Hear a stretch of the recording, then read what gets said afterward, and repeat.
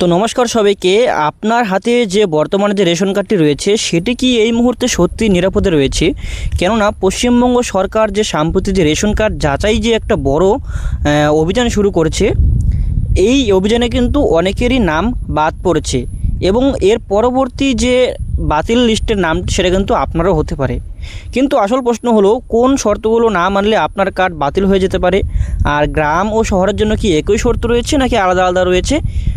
আজকের ভিডিওতে আমি বিস্তারিতভাবে জানাবো গ্রামীণ এলাকার জন্য কী শর্ত রয়েছে ও শহর এলাকার জন্য ঠিক কী কী শর্ত রয়েছে, আর কাদের কার্ড সম্পূর্ণ নিরাপদ থাকবে। তাই ভিডিওটি শেষ পর্যন্ত দেখুন আর কমেন্ট করে জানান যে আপনার এলাকা গ্রাম নাকি শহর। তো চলুন বেশি দেরি না করে শুরু করা যাক।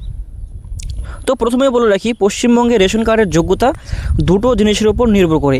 একদিকে হচ্ছে ডিপ্রাইভেশন ক্রাইটেরিয়া, মানে আপনি ঠিক কতটা আর্থিকভাবে দুর্বল, আর অন্যদিকে রয়েছে অটো এক্সক্লুজেশন ইন্ডেক্স, মানে কোন কোন শর্ত থাকলে আপনি স্বয়ংক্রিয়ভাবে বাদ পড়ে যাবেন।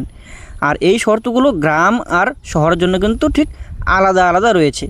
তো প্রথমেই আমরা জেনে নেব যে ঠিক গ্রামীণ এলাকার জন্য কি কি শর্ত রয়েছে। তো এক নম্বরে দেখতে পাচ্ছেন এখানে লেখা রয়েছে যে মোটর চালিত 2, 3, 4 চাকা গাড়ি বা ফিশিং বোট, অর্থাৎ আপনার বাড়িতে যদি কোনো 2, 3 চাকা গাড়ি থাকে, যেমন মোটর সাইকেল হতে পারে, 4 চাকা মারুতি হতে পারে, এবং মাছ ধরার জন্য যে ফিশিং বোট অর্থাৎ নৌকা সেটা যদি থাকে, তবে কিন্তু আপনি এখানে অযোগ্য বলে ঘোষিত হবেন। এটা কোনো শর্ত হলো? আপনারা বলুন যে এরকম তো অনেকেরই থাকতেই পারে, অনেকের তো থাকতেই পারে এরকম 2 চাকা গাড়ি আছে, যেহেতু একটা বিপদ পড়লে খুব তাড়াহুড়ো করে কোনো একটা বিপদ পড়লে যাওয়া যায় এক জায়গায় এই বাইক দিয়ে। 2 নম্বর দেখতে পাচ্ছেন আপনারা যান্ত্রিক কৃষি যন্ত্রপাতি 3 চাকা অথবা 4 চাকা, অর্থাৎ আপনার বাড়িতে যদি 2 চাকার যেমন পাওয়ার টিলার অথবা 4 চাকা মহিন্দ্রা ট্রাক্টর থাকে, তবে কিন্তু আপনি এখানে অযোগ্য হবেন। 3 নম্বর রয়েছে পরিবারে কেউ যদি সরকারি কর্মচারী হয়, অর্থাৎ আপনার পরিবারে যদি কেউ সরকারি চাকরি করে, সেক্ষেত্রে কিন্তু আপনার এখানে অযোগ্য বলে ধরা হবে।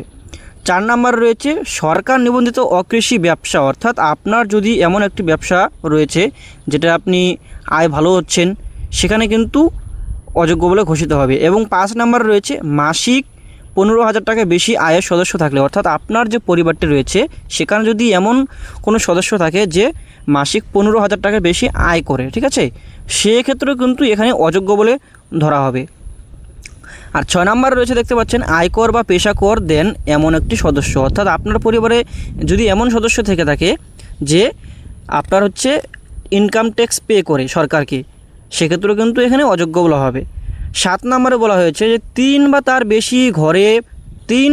বেশি ঘরের পাকা বাড়ি, দেওয়াল, ছাদ পাকা, অর্থাৎ আপনার একটা ধরুন ঘর রয়েছে, সেখানে 3টি রুম রয়েছে, বাড়ি নয় কিন্তু 3টি রুম রয়েছে, তবেও কিন্তু সেখানে অযোগ্য বলে ধরা হবে।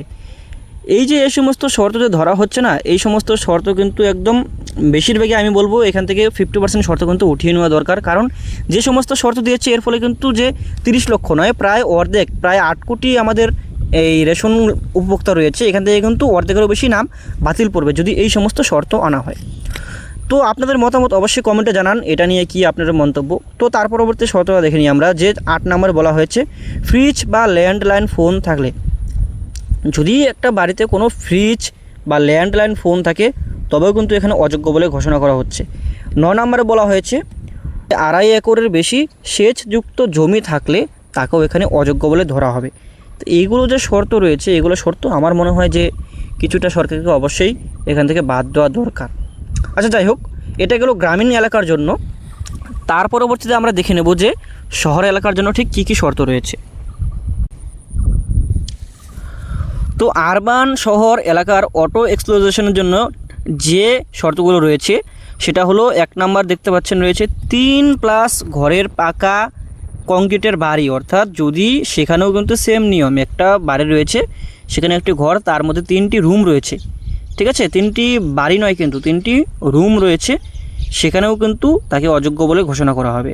2 নম্বর দেখতে পাচ্ছেন যে মোটর চালিত 4 চাকার গাড়ি, যদি এসি অথবা ইন্টারনেট সহ কম্পিউটার, ল্যাপটপ থাকলেও সেখানে অযোগ্য বা বাতিল করা হবে। 3 নম্বর দেখতে পাচ্ছেন যে fridge, washing machine, landline, motor bike এর মধ্যে যে কোনো 3টি থাকলে সেখান থেকেও কিন্তু তাকে বাতিল বলে ঘোষণা করা হবে। এবং 4 নম্বর দেখতে পাচ্ছেন রয়েছে যে সরকারি চাকরি করা সদস্য থাকলে, এখানেও কিন্তু সেম, কোনো সদস্য যদি সরকারি চাকরি করে সেক্ষেত্রে কিন্তু বাতিল করা হবে। 5 নম্বরে রয়েছে যে আয়কর পেশাকর দেন এমন সদস্য, অর্থাৎ যদি কোনো পরিবারের সদস্য ইনকাম ট্যাক্স পে করে সেক্ষেত্রে কিন্তু এখানে বাতিল করা হবে।